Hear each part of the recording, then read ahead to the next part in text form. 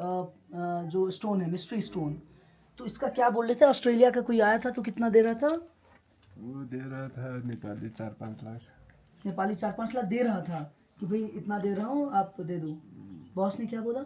नहीं देगा, 10 लाख देगा। 10 या फिर $10,000 दे दो। और इसमें क्या कुछ है, कुछ और भी बता सकते हो? बताओ आप।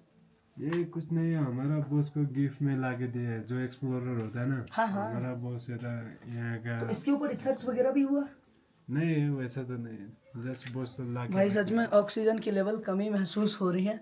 हम लोग ज़्यादा देर यहाँ रुकेंगे नहीं कि हम लोग प्लेन के रहने वाले हैं। अब भाई ने भी बताया कि जब आप प्लेन से आते हो तो यहाँ पे ऑक्सीजन थोड़ी सी कमी है। मौसम तो बहुत बढ़िया है, हम लोग सवेरे निकल जाए बढ़िया रहेगा, है ना। अभी ये रहा हमारा बिल।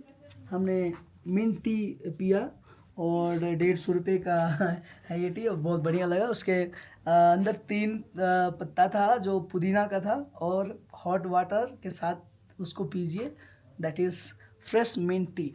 तो बहुत अच्छा लगा आपसे मिलके, और ये आपसे भी बिल्कुल बहुत अच्छा लगा। Thank you so much. फिर हम मिलेंगे अगले ट्रिप में कभी।